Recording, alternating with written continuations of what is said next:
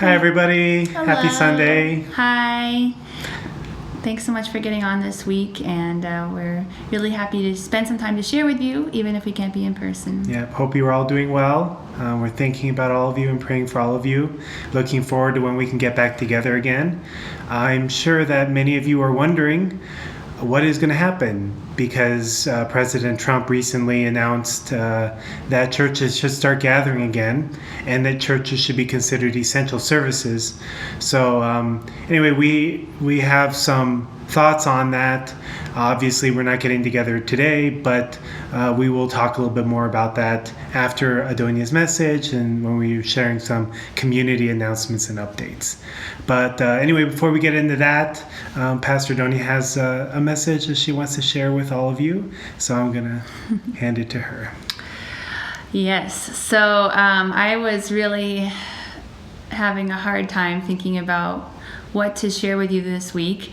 To be honest, for myself, I feel like this was a really tough week because when the stay-at-home order first started and everything, they had given a time period where gatherings of 50 people or more were banned.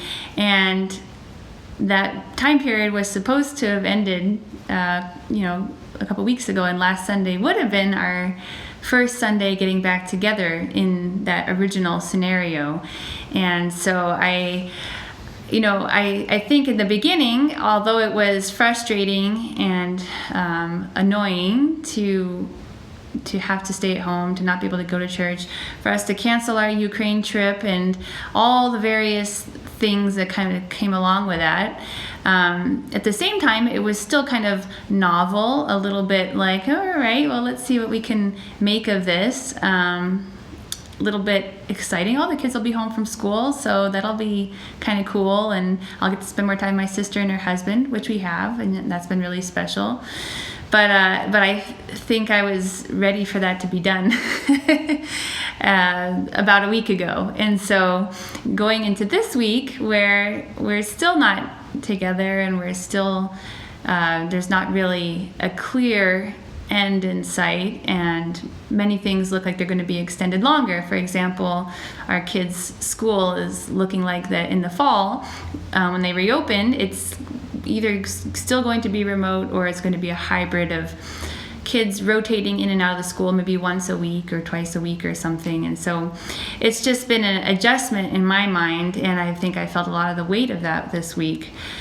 So this was a good opportunity for me to realize how quickly, I think generally I'm a pretty optimistic person and see the bright side of things and focus on those things.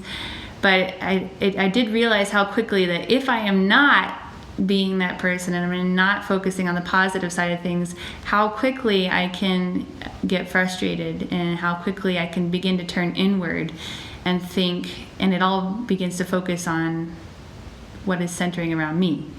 My feelings about the situation, my frustrations about my plans that have gone astray, or my worries about mine and my family's future or finances, especially plans. And but I realize that when we're faced with these unavoidable challenges, there's two ways we can go. And the first way is kind of, I think, most people's automatic way to go, and that is to think about how this affects me, and to kind of go to this inward, little bit negative, downward spiral. But there is another way we can go too, and I have a couple of quotes that I want to share with you. These are both from Reverend Moon, our true father. The first one is that even though you are faced with difficulty, remind yourself of this. When you go through hardships, you must think of obstacles as challenges to build a better world. By giving your glory to God on the earth plane, you can go through victories with lightheartedness, and you will discover that a multitude of spirit men are mobilized to help us. So the main point of this is that even though we're faced with difficulty, we can remind ourselves that we could think of these obstacles as challenges to build a better world. And my first like is like, okay, that sounds nice, but I'm stuck at home. I don't know how this is going to help to build a better world. But I think about our true parents, and I think about true father, and we were sharing on our community chat, William was sharing how he's been reading true father's autobiography, and especially the time that true father was in prison. And in no way is our situation the same as being in a communist prison camp. However, there are similarities in that we don't have a lot of choices of where we can go and things we can do, and it's not a situation that we choose. And I realize that for many people, that's a huge thing, to be in a situation that I didn't choose. I didn't ask for this. I wouldn't have chosen this situation, but I'm in it. And so William was sharing about how true father was in this prison camp. Obviously, that's not the place of his choice that he would want to be, and not doing the things that anybody would choose to do. And you would think, how can you do anything providential when you're stuck in a prison camp? Or how can you do anything providential when you're stuck in quarantine? But it's so inspiring. William was sharing, he was so inspired that even without speaking, without being able to share freely, even with his fellow prisoners, true father was able to find 12 people who just completely understood his heart, were totally moved by his love, and became devoted people who would follow him to the ends of the earth. And that, even that in itself is amazing, but in God's eyes, this was huge restoration. This was restoring the 12 disciples who couldn't stand by Jesus at Jesus's worst hour. And so for God, this was like the most amazing thing. It was like a healing experience for God and God's heart, even through these difficult circumstances. So that really helped me to reframe my perspective on our situation, and thinking, what can I do, even in the circumstances that I have, even if I don't feel like I'm doing anything, what kind of attitude should I have that might make a difference down the road, or might make a difference to God? And I have another quote that I want to share with you, and this is also from True Father. I want you to remember, when you go through these hardships, that there is God, there is heaven, God our Father, who has gone through more difficulties, more bitterness, more hardships than you are going through. When you are faced with untold difficulty and you are frustrated, almost collapsed, without being able to stand up again, well, you must gather yourself together, remembering God, who has gone through more difficulty than that, and who is ready to give you strength.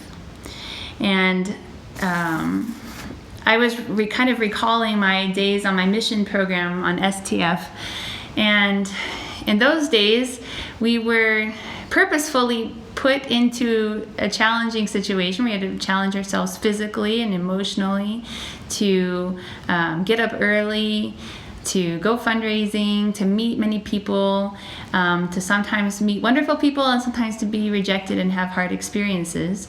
And those were also situations that we, by volunteering to be on this program, chose to put ourselves in.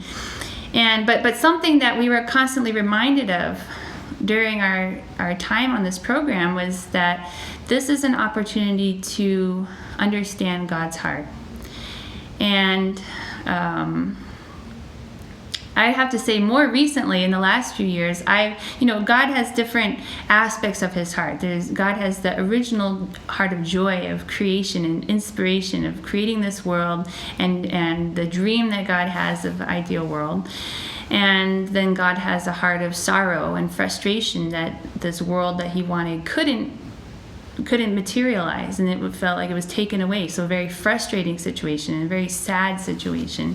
And then God also has a heart of restoration, that no matter what the situation is, God doesn't give up on his ideal, that God doesn't give up on his dream, and will always work towards bringing it back. And so I have to say, in more recent times, in the last few years, I've really connected a lot to God's heart of joy. I've really felt a lot of joy and co-creatorship within our community and within our family and our relationships. And that's really what I love to focus on and talk about more. But I was reminded through this that it's important for us to also, when we have the opportunity to understand God's heart, that we take that opportunity, especially when we're faced with challenges that we don't like, that we didn't choose, that are frustrating to us, even if maybe we'd rather not be in them, rather than focusing just on myself, how this relates to me, how this is impacting me and my plans and my life and my future. I can take it outward and I can think about God and God's heart, and I can resonate with, wow, this is what God must have experienced when, and just a taste of God's experience when Adam and Eve left God, or when God tried to work through central figures to accomplish something great in history and it was frustrated. There's even though we definitely don't experience the same things that God and true parents and Jesus have experienced in their life, the emotions that we have correlate to those emotions. And I think it's important for us to just separate from our own selfish, kind of self-centered perspective and take it to God's perspective. And that there's actually, when we do that, then there's something to be gained there. There's something we can offer to God in way of comfort. There's a way that we can shift our mindset to say, okay, this is a challenge to build a better world, like True Father said. And I'm sure that in the prison, True Father didn't see how his being there could build a better world, but he was committed that if there was anything that he could do that God could use, that he would do that. So whether it's just keeping the right attitude, serving where he could serve, giving what he could give, however small it seemed, I think that True Father's attitude was always, right, I'm going to offer what I can offer, and I'm going to do it 100%.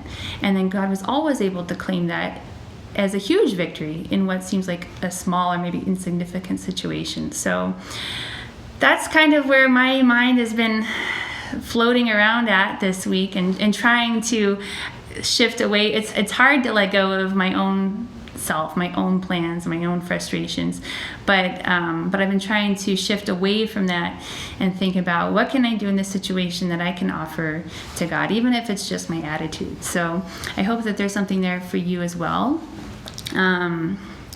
I think I'll just offer a prayer to finish, and then we'll share our announcements with you. So please join me in prayer. Most beloved Heavenly Parent, thank you so much for another week, beautiful weather, beautiful days. Thank you so much for our brothers and sisters, all of our families and friends who are in our community, who are watching this video. Heavenly Parent, you know each one of our hearts and our situations, and you know why we're there. I pray that wherever we're at, that we can take this as a reminder to shift our perspective a little bit from ourselves to you, and we can find some offering that we can make today and this week, and believe that that's really all you want. You just want to claim us through our offerings. You want our hearts. You want to be able to be in our life, and you can do that when we conscientiously think of you and take good actions centered not on ourselves, but on others and you. And so we just want to make those actions this week. Thank you so much for your constant love and guidance for us. We know that you are working through all these circumstances to bring us to something even better that we may not have even imagined. So we give you our thanks and our love and our trust. And I want to offer this prayer in my name, Michael and Adonia Henschel, blessed and true family. Amen and adieu. All right. Thank you. So we do want to share some announcements. Am I doing this one? First announcement. Some of you may know, but Jim and Linda Howell, who are Dasha Yoder's parents, they've been here in our community for the last few years, but they are actually going back to Maryland. They have other children there and new grandbabies who need their love and attention. So they're going to be in the beginning, June 2nd, I believe. June 6th? Something like that. First week of June, they're going to be going back to Maryland. So if if you know them, if you love them, if you'd like to say goodbye to them, please give them a call or text or maybe a coffee together and say goodbye to them. I know they'll be back to visit, so it won't be too long, but we're certainly going to miss them in their presence and their love in our community. So we love you, Jim and Linda. Yeah. As I mentioned before, many of you may have seen that President Trump made an announcement that churches should be considered essential services and should start meeting again as soon as this Sunday. So, of course, we heard the news too. Many of you have been asking us about it. And, the reality is we're just not quite ready to open up that soon. And also we're keeping a little bit of realistically, our church has always been considered an essential service. I don't know if other states have had the same policy, but here in Colorado, our church has always been open, and that's why we've had people here working on their college studies, doing remote work, bookkeeping, all different kinds of stuff has been going on here at the church, just not large gatherings. So, we want to start having church. That's something that we're definitely been looking forward to, and it's been frustrating that actually, while the governor and the government has been talking about reopening restaurants and schools and different things, one thing that they have obviously omitted talking about is churches, and some churches are very small. And we know that there are churches in other counties that are starting again at some level of capacity, but in Denver, they're not really talking about it. So that's a little bit frustrating for us because we do want to start gathering together, and we know that many of you want to start getting together again.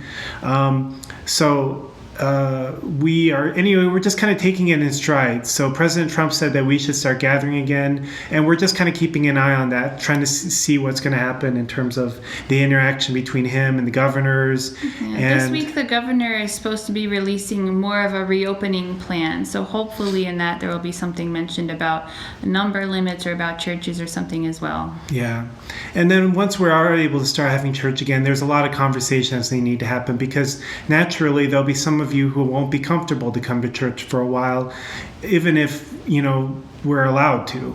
So we have to take into consideration reduced staff in terms of Sunday school, music, things like that. So we will start having church again as soon as we can. That's our heart, that's our desire, and hopefully this week we'll be able to get some more clear news on that. And as much as we appreciate President Trump looking out for churches and encouraging them to get back together again, he also said that churches should be able to gather again for Easter, and that was a long time ago. So we'll see. Yeah, we're optimistic, but we'll let you know when we know. We know things could change. Anyway, at the same time, as always, things have not stopped happening at the church, and we're so grateful for people who come and contribute their efforts. Especially, Dave Mahardy's, like I said, he's always here, and this week, he's working hard. Regrouting our tile floors in our bathrooms and cleaning our stairwells, and actually we're getting ready to start today, Sunday, we're getting ready to start tearing out the carpet in the chapel. So that we're making steps forward with that, and also this week we're going to have a big change. We're getting ready to start our exterior renovation as well. So a lot of things happening, and we're just so grateful for all of your support. Your prayers, your encouragement has actually really meant a lot to us. I think that as pastors, we're not able to do a lot of the things that we were doing before, having gatherings and having events and doing service, and we're grateful that you have still supported us and encouraged us, and actually, we just looked at the financial report for April and May so far, and it's not ready to be released yet, but we're doing a lot. We're doing really well. We're not suffering financially. Yeah, suffering financially because we're not getting together for church, and that really says a lot about all of you and your commitment to tithing as a spiritual practice and supporting our church, even though we're not providing maybe as much of a service as we were up until now. So I just wanted to say that, and yeah. Last main announcement is that Camp Lonestar is officially canceled. So I'm sorry if you were thinking about sending your kids to go. We got together in a call and we tried to talk about different possible options. We tried to talk them out of it. We tried to talk them out of it. Well, it's not canceled. Technically, it's going to be virtual. It'll be virtual. So as good as canceled. So it's really a bummer, but it's basically the situation of all the large camps. We're still holding out hope for our family camp, and also, if there is a desire to have some sort of a camp, even just a day camp or a short camp for middle schooler and high schoolers here, we'd like to make it happen. And it could be later in the summer, it could be August or whatever. So if there is interest, and if people are if you let us know if you're interested, basically, if your kids are interested, and especially if you're interested in helping to organize or contribute something towards it. We don't know and can't commit to making it happen, but we'd really like to offer something for our kids. We know summers is usually a special time where you get together with your friends and you have a new experience and you kind of step out of the daily activities and day-to-day things you do with your family, and it's an opportunity to create something special. So we'd like to still provide something of that if we can. Yeah. As of now, we're still planning to do the family camp at the end of July. We haven't heard any more news yet about groups up there, so we'll let you know. Yeah.